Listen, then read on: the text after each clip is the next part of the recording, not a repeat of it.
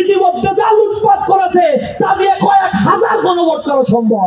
আমরা শঙ্কিত হয়েছি তারা ম্যান্ডেট দিয়ে ক্ষমতায় গেলে জুলাই সনদ তারা আসলেই বাস্তবায়ন করবে কিনা। আমরা শঙ্কিত হয়েছি গণভোটের রায়কে তোয়াক্কা করে আবার কোন ফ্যাসিজম তারা কায়েম করবে কিনা। আমরা খেয়াল করেছি তাদের নেতা হেয়ালিপনা করে বলেছে, তাদের নেতা খুব হাস্যোজ্জ্বল ভাবে বলেছে এদেশে নাকি পেঁয়াজের সংরক্ষণাগার করার জন্য এটা খুব বেশি প্রয়োজন, গণভোটের চাইতে বেশি প্রয়োজন সেটা। তা আমরা তো বলি বাংলাদেশের জাতীয় নির্বাচনে প্রায় ২,৯৯৫ কোটি টাকা বরাদ্দ দেওয়া হয়েছে।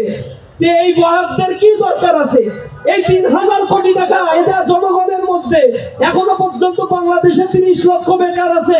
এই বেকারদের মধ্যে ভাগ করে কর্মসংস্থান সৃষ্টি করলেই তো হয়, জাতীয় নির্বাচনের কি দরকার আছে? তারা তো ধরেই নিয়েছে তারা জুলাই সনদ মানে না, গণভোট মানে না, স্বাক্ষর করছে, এখন তারা নোট অফ ডিসেন্ট দিয়ে বসে আছে। তারা বাংলাদেশের সংবিধানের গুরুত্বপূর্ণ সংস্কার মানে না, তারা শুধু চায় একটা নির্বাচনের মধ্য দিয়ে ক্ষমতায় যাবে। ইতিমধ্যে যা লুটপাট করেছে তা দিয়ে কয়েক হাজার গণভোট করা সম্ভব। এই লুটতরাজ এইগুলোকে বৈধতা দেওয়ার জন্য তারা শুধুমাত্র তথাকথিত একটা নির্বাচনই চায়। জনগণ তাদের এই ফন্দি বুঝে গিয়েছে, আর জনগণ ফুঁসে উঠেছে, আওয়াজ তুলেছে, সর্বস্তরের জনতা কথা বলছে। আমার মনে হয় কিছুদিন পরে তারাই বলবে বাংলাদেশে ফেব্রুয়ারিতে নির্বাচনের কোনো অবস্থা নাই, আমরা নির্বাচন চাই না।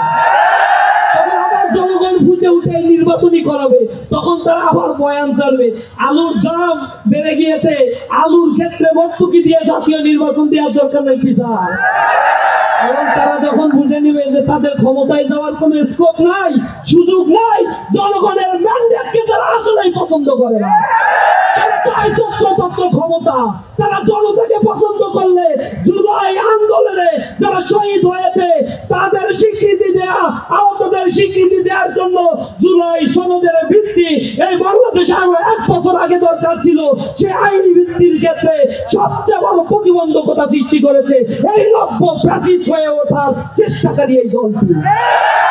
আমরা তীব্র নিন্দা প্রতিবাদ জানিয়ে বলতে চাই জনগণের পালস বোঝার চেষ্টা করুন, এখনো সময় আছে, বোঝার চেষ্টা করুন, নিকট অতীত থেকে শিক্ষা গ্রহণ করার চেষ্টা করুন, অন্যথায় ইতিহাসের রাস্তা করে আবার নিক্ষিপ্ত হবে।